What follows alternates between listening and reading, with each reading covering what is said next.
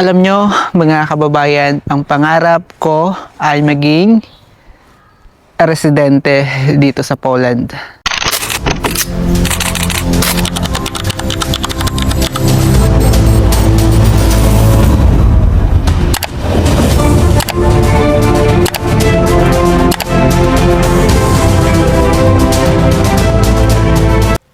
Kamusta, mga kababayan? Welcome back dito sa aking YouTube channel. Spring season na dito. Pero mapapansin niyo sa Poland ay matamlay pa rin ang kapaligiran. Ang kulay ay brown. At wala pa ring dahon kahit spring na or start na yung spring season dito sa Poland. Ang tinutukoy ko ay yung dahon ng mga puno. Kung makikita nyo, wala pa rin.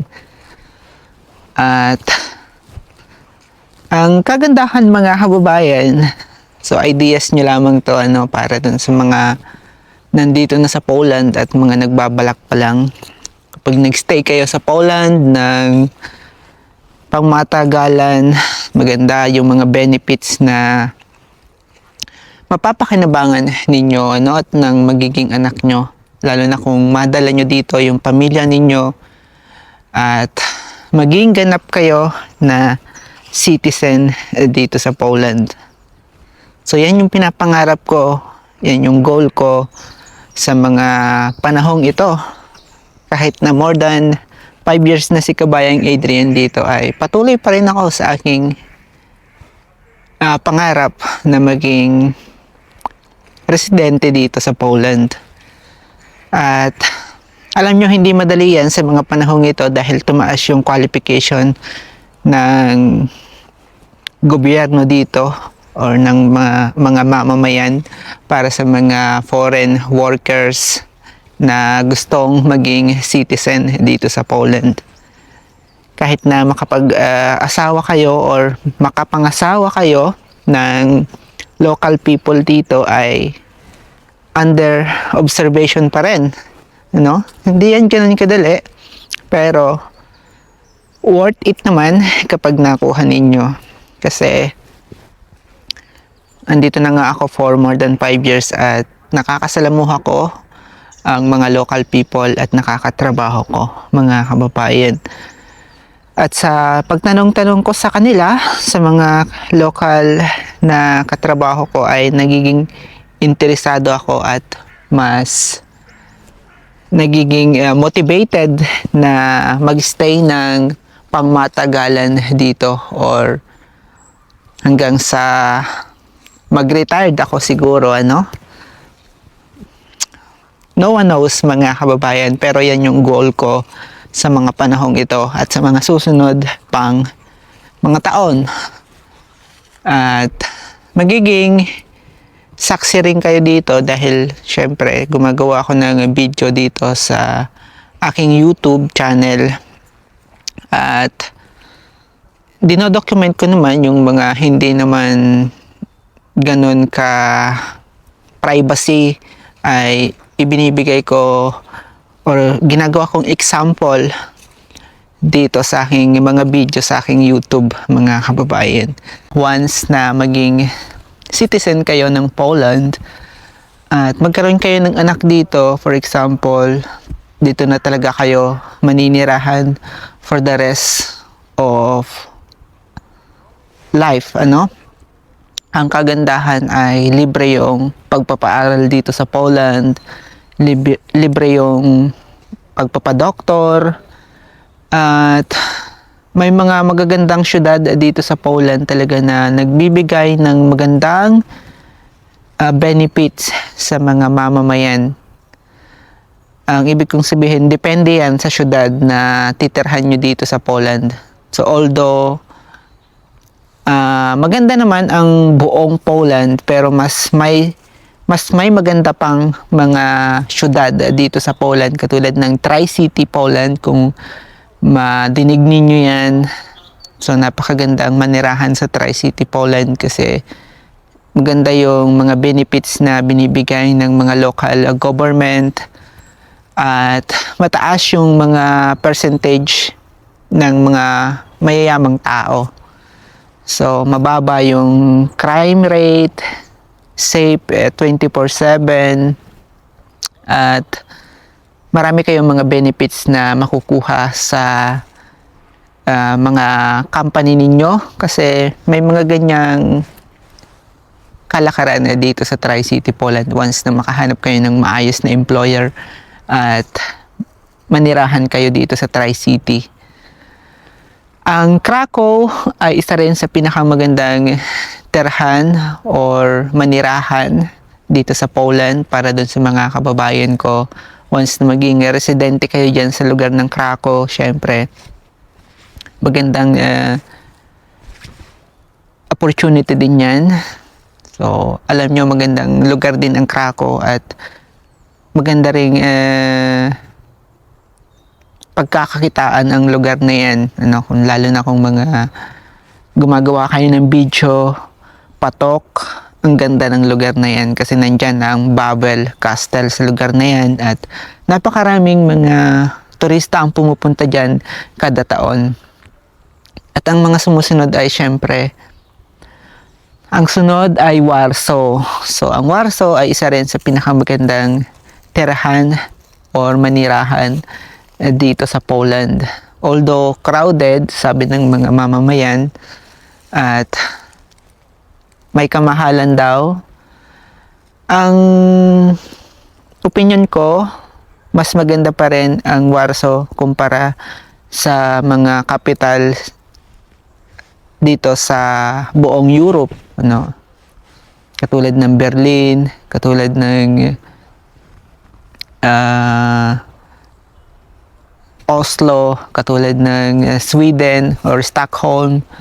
Mas maganda pa rin manirahan sa Warsaw. Dahil nga independent na OFW si Kabayang Adrian at ang tanging tumutulong sa akin ay yung kaibigan kong Polish. So sa kanya rin ako nagtatrabaho at lahat ng benefits na nakukuha niya ay nakukuha ko rin. Kumbaga, naninirahan ako dito sa Poland na parang local people. Dito sa Poland, mga kababayan, ay may experience ninyo yung kalmadong buhay at mabagal na buhay, or mabagal na takbo ng buhay. Katulad ng ginagawa ko ngayon, makikita nyo, ay naglalakad-lakad ako dito sa ilalim ng puno ng mga pine tree at ini-enjoy ko yung isang araw na day off ko. So, andito yan sa lugar kung saan ako malapit na naninirahan. At ganito ang tanging libangan ng mga local people dito. Yung maglakad, magbike, or adventure, maglakad ng maglakad. Maraming magagandang lugar dito sa Poland na pwede kayong mag-relax dahil mostly ang lugar dito ay mapayapa at safety. Kumbaga develop, kahit na makikita nyo, andito ako sa kalagitnaan ng kagubatan, ay pwede kayong maglakad. Walang masyadong wild animal dito. Yung mga dangerous na wild animal. Ang snake dito ay maliliit lamang or yung mga ahas. So, sa atin lang, marami ang ahas at marami rin ang buaya. Kahit mga tao sa atin ay buaya na rin, Hindi naman lahat. So, ganyan dito mga kababayan sa lugar kung saan ako malapit na naninirahan. Hinahangos ako ng konti kasi bulubundukin to or pabundok kung makikita nyo.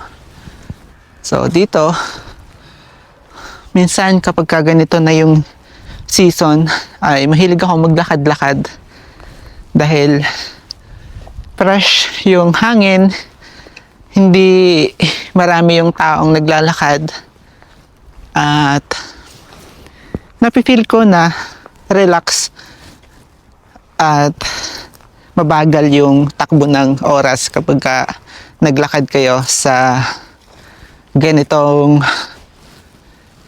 lugar, ano? So ideas nyo lang to mga kababayan para dun sa mga Pilipino na nandito na sa Poland. Subukan ninyo gamitin yung rest day ninyo. Huwag kayo laging papunta sa mga mall. Huwag kayo laging papunta sa mga restaurant. Subukan nyong mabuhay katulad ng mga local people nang ma-appreciate ninyo ang ganda ng lugar kung saan kayo naninirahan. Alam ko maraming mga kagubatan or maraming gubat na pwede kayong lakaran katulad nitong nilalakaran ko. Develop naman mga kababayan ang kagubatan dito at hindi delikado. Huwag lang kayong pupunta syempre dun sa sobrang layong o sobrang liblib na yung hindi nyo na talaga tukoy. Yun yung ibig kong sabihin. So dito naman kasi sa lugar kung saan ako naninirahan ay matagal na ako naglalakad-lakad dito. At lagi kong napifeel na mapayapa itong lugar na to. Or kahit saan ako maglakad na gubat or kagubatan dito sa Tri-City ay lagi ako nag-i-enjoy mga kababayan. So inuulit ko, spring season pa lang dito sa Poland or start pa lamang, pero makikita nyo mga kalansay pa rin halos ang mga puno ng kahoy. So yung mga talagang legit na pine tree, hindi yan naglalaglagan ang dahon. Yung mga local trees dito, katulad nito, hindi ko alam kung anong tawag yan sa mga puno na yan. Diba sa atin may mga tawag tayo, puno ng acacia, puno ng santol. Dito hindi ko alam kung ano yung mga tawag nila sa mga puno. Ang alam ko lang syempre yung pine tree kasi international naman yan, ano. Or kahit sa atin meron din pine tree. So eto, nabigyan ko lang kayo ng tips mga kababayan. At least kung talagang pumasok sa isipan ninyo ang manirahan for the rest of your life or for the rest of our life dito sa Poland, ay may mga idea kayo. Kaya sumabaybay kayo mga kababayan sa kwento ng aking buhay dito sa Poland, at base yan sa experience ko dito for more than 5 years. At magiging updated kayo kung mapapanood nyo yung kwento ng buhay ko dito sa Poland, dahil lagi ko ngang dinodocument yan mga kababayan, dahil gusto ko rin magkaroon ng idea yung mga nangangarap pumunta dito sa Poland, especially napakaraming mga kababayan natin ang nagtatanong sa iba't ibang social media account kung saan ako nagpo-post ng aking videos. Hindi ko lang kayo ma-replyan isa-isa, kaya ang mga ganitong video ang ginagawa ko, at least kung mapanood ninyo meron kayong idea. Napakahirap kasi bilang isang manggagawa dito, especially nagtatrabaho ako sa hotel mga kababayan, at usually wala akong time gumamit ng cellphone. Kaya dinadirect ko talaga kung ano yung mga pangyayari sa buhay ko dito na pwede ninyong maging ideas or tips, or magkaroon kayo ng kaunting kaalaman kahit papaano. Kasi ang mga ganitong video lamang ang tanging maitutulong ko sa inyo mga kababayan. So once again, ako si Adrian, at ito ang kwento ng aking buhay dito sa Poland.